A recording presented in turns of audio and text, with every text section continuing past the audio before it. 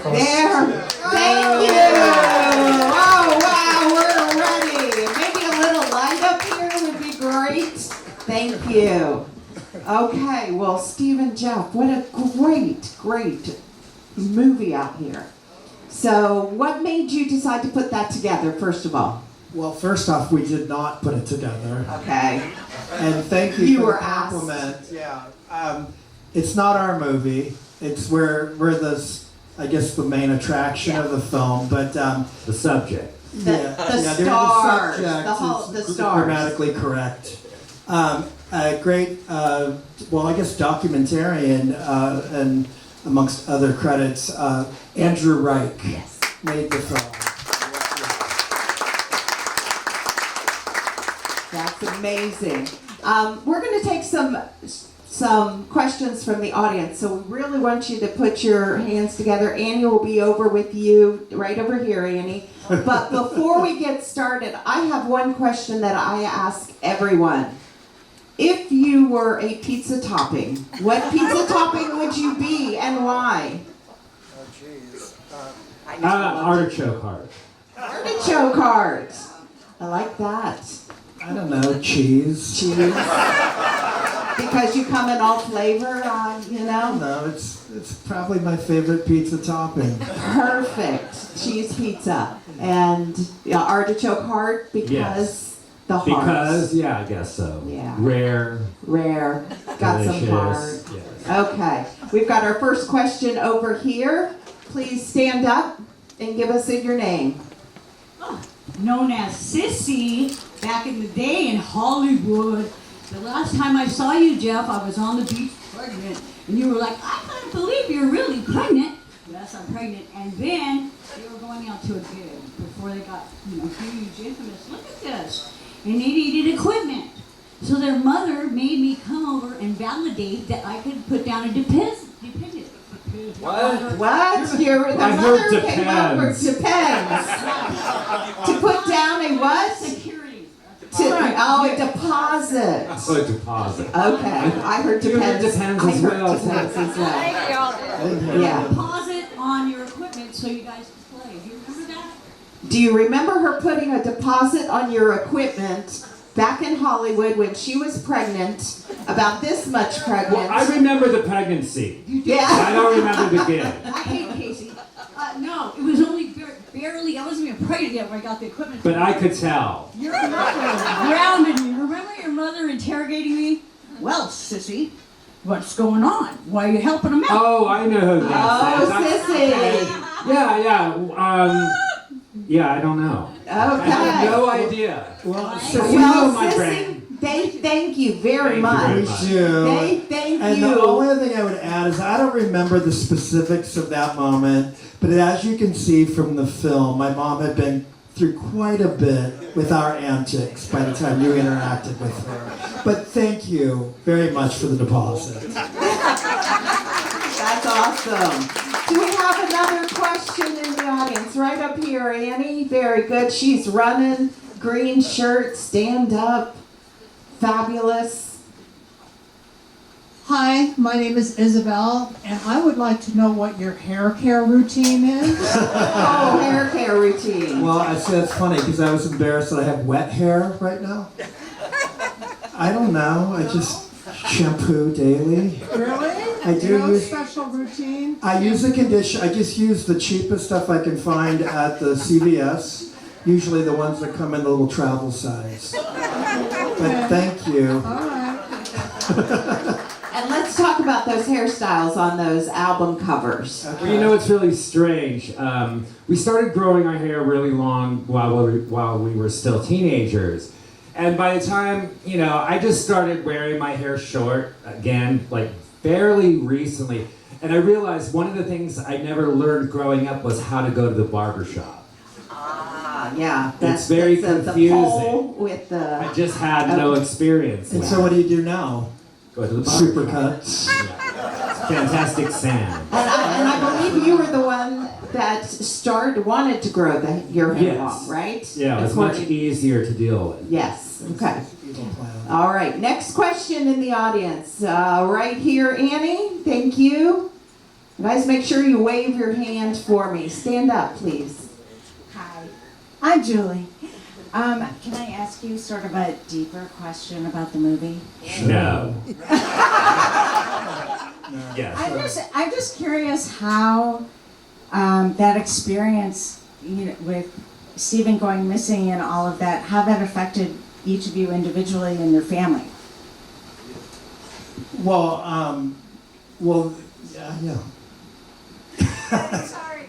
No, it's okay. Well, as you can see in the film, like, my parents are still kind of, they had to kind of just put it down once it was done, and it's not easy. That was one of the hardest parts about doing the film, about whether or not the filmmaker, could talk to our parents about it, because I think when it was over, they just wanted to forget about all of it. And I don't know they necessarily did, they're not really therapy type people. I myself am very therapized. So that's perfect. I feel as if I've processed it, but like, for instance, my mom, though, who is still with us, I love her, Jeff and McDonald, she rules. She's in her mid-80s. And, I feel guilty about this. She, to this day, still doesn't really sleep through the night. She kind of has cat naps, and her sleep patterns change during that period, And I think all of us as mothers would agree with that, because I saw that in the movie, her angst. Yeah, but but that's something I'm very grateful about in Andrew making the film, because I realized a lot of people can't say that they have a document of like very tangible proof that your parents love you. Yeah. And I'm very, very grateful and lucky for that. That was a great question. Great question. I have a question on that though. Did you know you were kidnapped? Did I know I was kidnapped? Or did you just, being so young? Well, I didn't. It was later that I realized I kind of think of it more like I had been manipulated, and it was a little bit later. With the film, I can't remember exactly how in depth he goes, but it was quite an indoctrination what happened, and it went on for a long. It was sort of brainwashed, and it took me a while to kind of be debriefed. And and that's a weird part about it too, because sometimes I feel like, it's embarrassing even now in my 50s that I was vulnerable to such manipulation at that age. But then again, I was 12, 13, so whatever. But but it's part of our story. It's the cautionary tale in our story. I have bragging rights for life that I saw X at the whiskey when I was 11, which I almost told Xene last night when she introduced herself to us. She's like, I'm Xene. I was like, I know you're Xene. But I didn't get a chance to tell her, well, I saw you at the whiskey when I was 11. But, so I have bragging rights for life, but the flip side is that I was also vulnerable in certain environments. So. And Jeff, I bet you were very vulnerable during that time as well. Yeah, it was really horrifying because my brain was washed as well. I didn't think the person had anything to do with it. So it felt like something from the eyewitness news, which was really scary because those things usually don't end well. So it wasn't until a few weeks into the ordeal did I realize, oh, she did have something to do with it. He is alive, he is okay, we'll just have to wait and see when we get him back. But yeah, there was some real terror for, that I can still conjure that feeling. It was just like one day Steven doesn't come home from school and, neither one of us were the kind of kids to run away from home. Yeah. So yeah, it was, and then look at what happened after you got home. Yeah. What happened? Then look at what happened. I mean, look at the success that you all have created, right? I mean, I know everyone here is excited to see you, and look at the audience here. Next question, right here. Hi, Scott. Hi. Have you ever received any royalties from those bastard Stone Temple Pilots?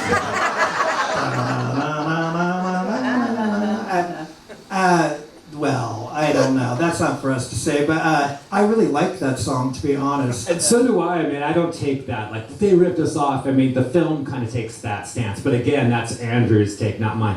I thought it was a nice tribute. And also, I can't remember how much of that is told in the film, but like, we toured with Stone Temple Pilots in 1994. Like during the sort of peak of grunge, they were kind of like the bastard stepchildren of grunge that no one, thought they had any credibility, and they took us out on the road, and they were really nice to us. They were very considerate, and Scott was very forthcoming to Jeff about how much he loved Jeff's vocals and how he often thought of Jeff. How would Jeff phrase this when he was in the studio? It was before that song. But they weren't arrogant or pretending anything. So anybody that's got a beef with them about that song, that's in our defense, but it's not coming from us. And so, that's nice. In reality, we're more bitter about the Axl Rose stealing Steven's dance moves. Which I stole from Davy Jones, as we all know. So whatever. That's rock and roll. That's awesome. And I think right next to you, you have a question as well. Kind of in the same vein. I'm Emily. Hi, Emily. Emily. I feel like there's so many bands that are so obviously influenced by Redd Kross now. There's a whole kind of young, glammy, like very stylish thing happening. Are there any like current, really like younger new bands that you're excited about? Go for it, Josh. Go for it, Steve. I'm always on the This is spot. always your drama All play. that question ensures that I just go blank. What bands am I digging? Can we come back to? Yeah. Come back to that one. We I can will give say some that thought to that. I don't know about new bands, but I will say I saw Blues Explode. John Blues. John Spencer. John Spencer last night. He kicked ass. Yeah. Along with the Big Star and the Black Lips. Yes. Who's next, Paul? Right here, we have this gentleman right up front. I want to know how much Roddy Bingenheimer influenced you in terms of giving you the impact. Yeah, well, musically, very much. Yeah. Rodney was the person that exposed us really mostly to what was going on in Los Angeles. We were already aware of English and New York punk bands, but we didn't know that, once again, bands like X and the Germs were, right in our backyard. And he was making that connection for us between punk rock and then where that music came from, like the connection between like the Beach Boys and the Ramones. We didn't necessarily understand it at that age, but Or Phil Spector and the New York Dolls. All the music we liked, he kind of helped us realize that it was all connected.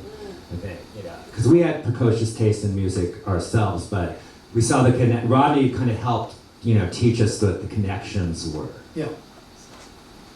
That's great. We've got more questions coming here. Yes. Annie, take the right. next one. Yeah, I didn't know if you had a batting order of questions, so don't get mad at me, everyone, okay? I'm just one girl with a microphone. We're not going anywhere. So, We're just going to hang up here. I don't know what's scheduled for the stage. So. All right, please introduce yourself.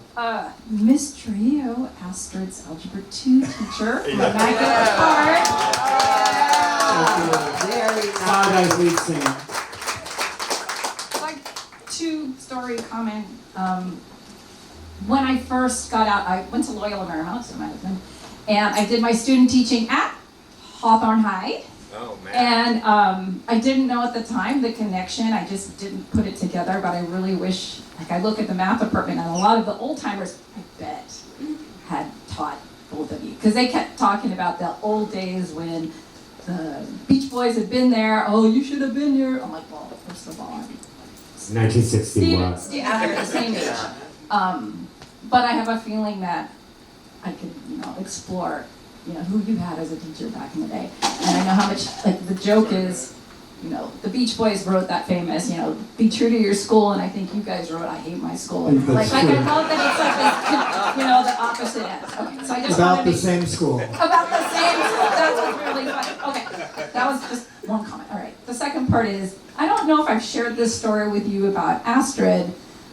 Who's Jeff's daughter? Sorry, It's Jeff's daughter, yeah. It's Trio, her And Alfie is your high school math son. teacher. So I was in charge of prom when Astrid was at Immaculate Heart, And I always, because I hate to say it, I was kind of the cool teacher. Obviously. And I was in the math department, so I was like, you really have to balance like being nerdy. Okay. So, Jeff had given me a copy of Researching Blues, which is like, it blew my mind when it came out, and it was really nice. It was signed by the guys. And, okay. So I really love that album, especially Stay Away from Downtown. And it's like, every year at prom, I pick one song in the playlist every year, because I did it for about 10 years, and when it was time for Astrid to be a senior, and I'm like, this is the perfect song. We have prom at the Dorothy Chandler Pavilion. I'm like, it's a great song, and it usually gets played near the end of the night. And I was a kind person, and I went to Astrid. I didn't want to surprise her. And I know she had been very sensitive, I'd say shy in high school. And I went to Astrid. I'm like, Astrid, can we please have on the playlist Stay Away from Downtown? She's like, no. Like, it's the perfect song for this occasion. It just broke my heart. I was like, oh, sorry. I know, you almost broke your glasses. Considering that Dorothy Chandler Pavilion is like just adjacent to the center of downtown. Literally, you're in downtown. I'm like, damn it. Like, and it was something that I wasn't sure if I told you that story yet, but I wanted to at least tell you guys once. Oh It's like, it was this close to playing it at prom. That's awesome. Yeah. That's as close as I would have ever gotten to a prom. That's wonderful. On behalf of Astrid, I'm sure she thanks you. Now, in the movie, too, I noticed that you got called out as songwriting geniuses. Called out. By whom? Called out. It was in there that you all, and I with the lyrics and listening to everything that you were doing, and the growth every year, I would agree. So what is some of your processes in songwriting? Do you write the lyrics first or the music or together? Well, there's no set process, but for me, it's usually the music, and I'll just sing like a melody line to guitar chords, and then the lyrics are very last thing for me. Okay. What's my process? Oh, I don't really have a process. But, It just comes to your brain. yeah, I just try to make space for it. It's called AI. We God. talked about this. No AI. Never. Never. Never. Perfect. Next question. Yeah, I'm Kate. So stand like this. And I'm just gonna hold it right in the middle. I'm gonna stand. Okay. G'day, I'm a Cape man from Australia. So anyway, I was wondering, was there any peer bands like of your era while you were sort of playing early in your careers, that whether from the States or internationally, that you never played with, but you kind of wish that you shared a gig bill with at some stage? Well, there's tons of bands, you know, we always wanted to play with all the groups, especially the local Los Angeles bands that we saw early on, like the X and the Go-Go's and all those bands. I don't know if I'd call those bands our peers. So those were the people that we looked up to. We're the next generation below them. But as far as like our peers, the only people who were our age when we started out were the Descendants. The Adolescents. And the Adolescents, And then and also- Social Distortion. But Social the Descendants, Distortion, and the Descendants were from our neighborhood, so we kind of watched how they were doing it, and we kind of watched each other. We were from the same little group. But we got to play with them. The question was, which ones do we not get to play with? Oh, well, everyone. We can be here for months. We got to not play with everyone. We played with everyone. Okay. There's none. We played with them all. Play with them all. How about that? Also, I was listening to the movie, and I just totally lost my question. It just went right out my head here. So I'll come back to it as soon as I remember it. I'm so sorry. All right. What's your name and what's your question? My name is Joe Vincent, and I was talking to somebody backstage before, and they were telling me that some of you people enjoy Kiss. I was wondering if you could name if you had to name the best Kiss album, in your opinion, and why. Please expound. Well, that's pretty easy and kind of a boring answer. We could be smart. I could be a smart ass and say that Unmasked is my favorite album. Okay. But, I'm going to have to go with the live one. Because it's the best version of the first 3 albums. It's true, and it's my introduction to Kiss, and as silly as Kiss and hard to defend at times, that record is always, to me, in any era of my life, always defensible. It just rocks, can I say? I do remember my question. It is, you all at age of 11 and 13 were like tenacious about getting out there and doing that, and I commend you for that. What would you recommend to, your own kids? I know they're a little bit older now, but, if you saw that tenacity in them to do what they want to do. Yeah. Well, I have a 16-year-old gamer. Yeah. So any parents out there might relate to how difficult it is to get them to explain, there's vitamin D outside, there's the sun, and it's an important part of what, And I've, since I've already used the term bragging rights, I've been trying to instill that. Come on, you're going to have bragging rights for life if you go to this or whatever. I don't know, I was lucky enough to take Alfie on tour last summer. Oh, nice. Yeah, and I put him behind the merch booth. Nice. Yes, and actually it was his decision he made. And actually he decided he wanted to go on the tour, and then he realized it wasn't just a walk in the park, which he would never do anyways.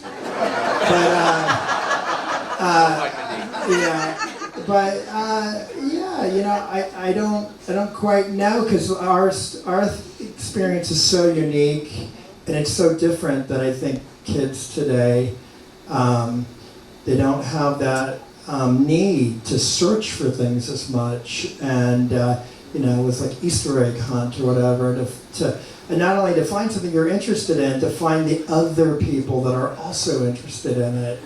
And that's part of like making records were for us. They were like, like some kind of coded beacons. Yeah, like an SOS call. Like, are there others out there? And so that said, other than that, I just try to be an example that both my better half, Anna Warnker, is a brilliant songwriter, and she composes for television and film, and she's always in the living room making music, and I'm always doing what I'm doing, so I'm just kind of hoping that example will be inspiring to him But the idea of him going out there and seeing, being so ahead of the curve or whatever like me, but also, like I said, there's a cautionary side to my tale, and he's seen the film. I didn't tell him the story until we were driving to see the movie.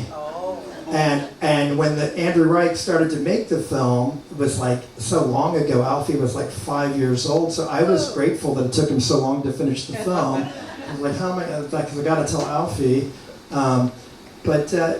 So whatever. We just really expose him to what we're doing. And that's the best I can great. do. And what about you? Well, I think, it's much different for our kids as it was for us. Our kids grew up in kind of a show business, art, worldly kind of homes.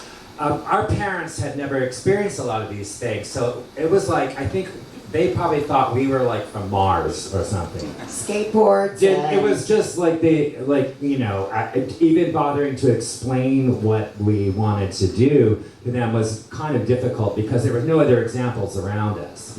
We didn't know any other teenage rock bands or anything anywhere near where we lived.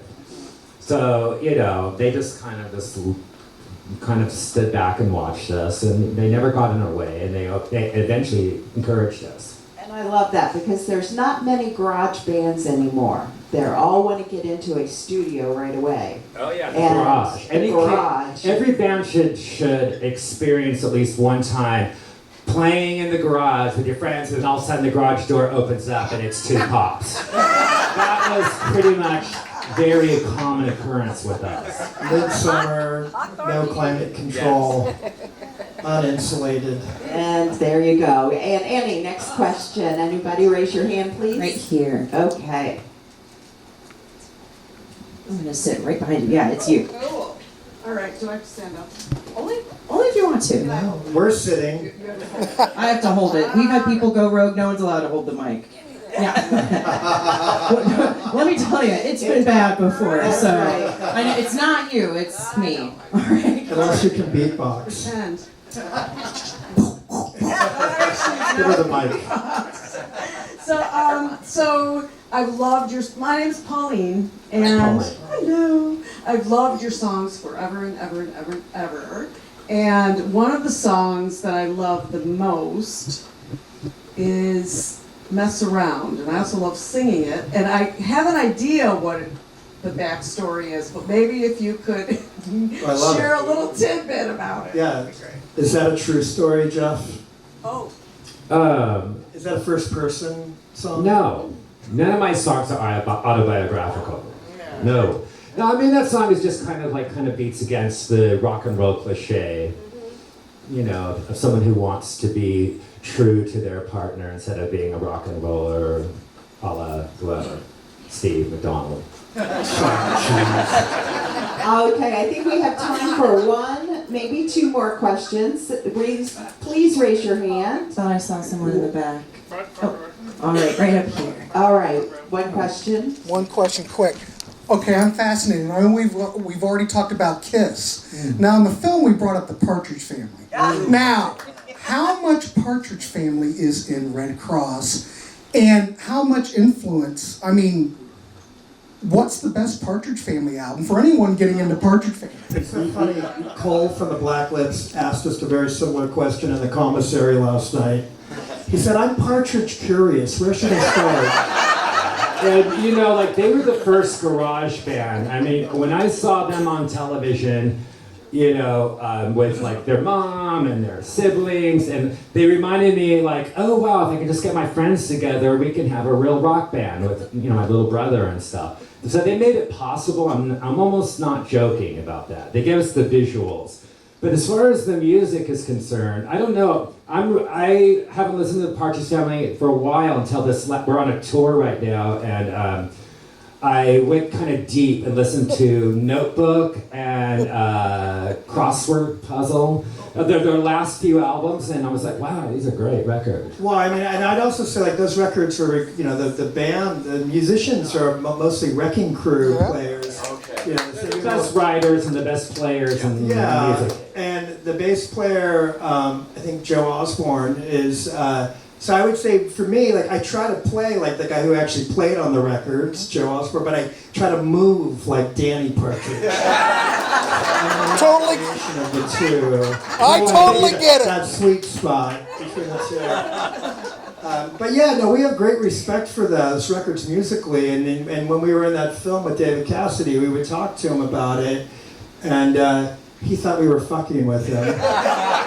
Because you know, it had been a rough ride for him to have such overwhelming success in such a, you know, light music genre when he felt like a rocker at heart. But hopefully, you know, we were around him long enough for him to eventually see that we were being sincere, and hopefully we helped him to, you know, make peace with that part of his. And also, he had a really great voice. An awesome voice. That's true. Because on the first album, before I think some of the first tracks they recorded, they didn't use him. And we always called those songs fake Keith songs because the Keith character was still lip syncing them.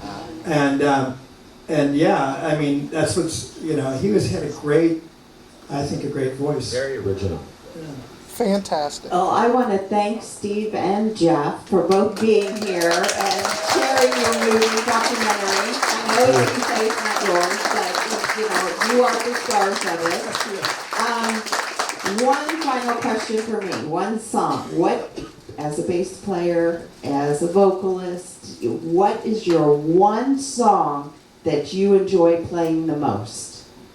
You mean Redd Kross song? Yes, Redd Kross song. As a bass player, what is your favorite? As a bass Yeah, player. where do you really feel yourself being Yeah. shown when you're playing that bass? I don't know. Let me think about it. You answer first. Okay, as a vocalist, for me, geez. I don't know. I will say, you know, a song that is always fun to sing is Linda Blair. It's a classic. It doesn't really show off my chops the way other later tunes do, but it's always fun to sing. And for me, I'd say a song off our last album is it's been really challenging for me to learn how to play it and sing it, but it's fitting because they played it on Underground Garage a lot. A song called what's it called again? Take your word for it. Take your word for it. I just drew a blank. Fabulous. Well, thank you all so much. I really appreciate it. Thank you all. Thank you, everybody. Thank you so much for watching. It's been a blast.